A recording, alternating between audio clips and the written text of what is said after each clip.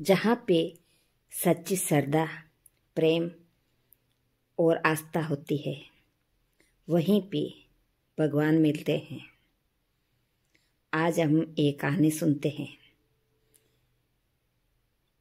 एक बहुत बड़े राज्य के राजा होते हैं। वो एक मंदिर बनवाते हैं और रोज मंदिर में सवेरे माला चढ़ाने जाते हैं। साथ में ही वो वहाँ पे एक भक्त को लगा देते हैं जो पूरे दिन पूजा पाठ करते हैं। ये सिलसिला हमेशा चलता रहता है। सुबह जब राजा जी दर्शन करने जाते हैं तो माला पहनाते हैं भगवान को, और जब शाम हो जाती है तो वो वापस जाते हैं और उस माला को उतार देते हैं। बस काफ़ी साल बीत जाते हैं और राजा जी भी वृद्ध हो जाते हैं, और जो वहाँ पे सेवक या भक्त लगाया हुआ होता है वो भी वृद्ध होने लगता है। एक बार क्या होता है कि राजा जी अपने सेवक के साथ माला भिजवाते हैं और कहते हैं कि भक्त को बोल देना ये माला भगवान को पहना दे। आज मैं नहीं आ पाऊँगा क्योंकि मेरी तबीयत ठीक नहीं है। तो भक्त वैसा ही करता है, माला भगवान को पहना देता है।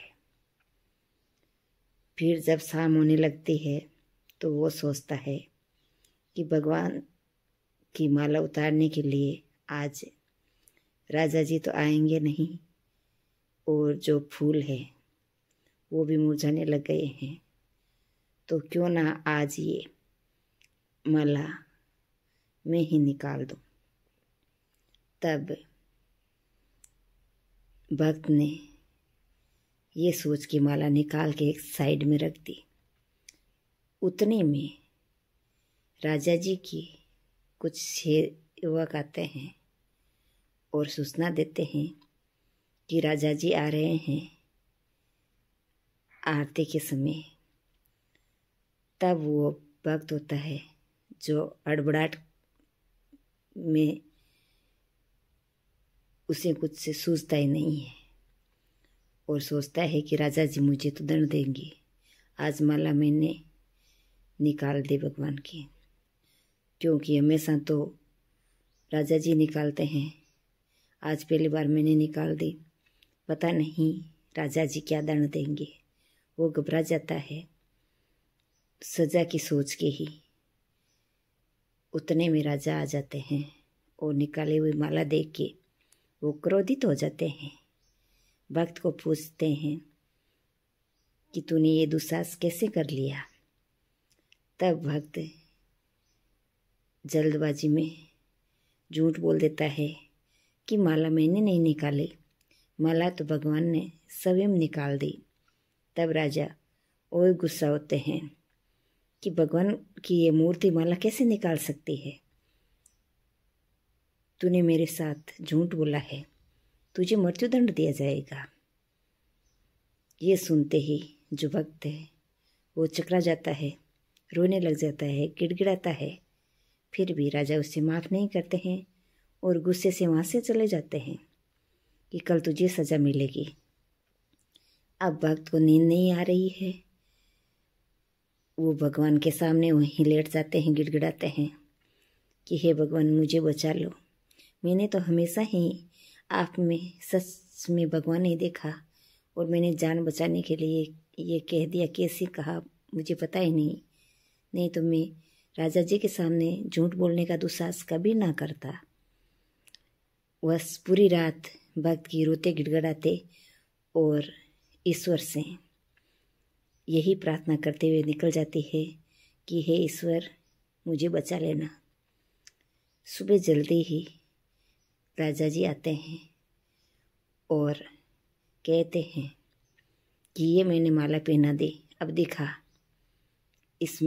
अब देखते हैं कि ये माला ईश्वर अपने आप कैसे निकालते हैं। मैं शाम को आऊँगा, यदि माला ईश्वर ने नहीं निकाली तो आज शाम को तुझे मृत्युदंड मिलेगा। और राजा जी कुछ सेवक वहाँ पे लगा देते हैं निगरानी के लिए कि क्या सच में ईश्वर माला निकालते हैं क्या। थोड़ी देर में चमत्कार होता है राजा जी के सामने ही, और सचमुच में जो माला राजा जी ने ईश्वर को पहनाई वो निकल के एक थाली में आ जाती है। ये चमत्कार देखिए राजा जी बहुत पछताते हैं, गिड़गिड़ाते हैं और ईश्वर से माफ़ी मांगते हैं कि मुझे माफ़ कर देना। तब मूर्ति में से आवाज़ आती है कि हे राजा, तूने तो मुझे एक मूर्ति ही समझा है, लेकिन इस सेवक ने तो मुझ में सचमुच में भगवान देखे हैं, तो इसे बचाने के लिए मुझे माला तो निकालनी ही थी। इसने सच्चे प्रेम से, आस्था से, विश्वास से मेरी सेवा की है, इसलिए मैंने आज तुझे भी ये चमत्कार दिखाया है ताकि तुम सुधर जाओ और केवल इन आडंबरों से बच जाओ कि हमने मंदिर बना दिया, मूर्ति बना दी। जब तक तुम्हारे मन में सच्ची प्रेम, श्रद्धा, विश्वास और समर्पण की भावना नहीं होगी, तब तक तुझे भगवान नहीं मिल सकते हैं। भगवान तो सिर्फ प्रेम के भूखे हैं, श्रद्धा के भूखे हैं, आस्था के भूखे हैं। जिस प्रकार उस भक्त को भगवान ने दर्शन दिया, बचाया और साथ साथ में राजा जी को भी भगवान के अमृत वचन सुनने को मिले, इसी प्रकार इंसान को ये नहीं भूलना चाहिए कि कुछ नहीं है। सच्ची आस्था के साथ भगवान पे विश्वास करना चाहिए।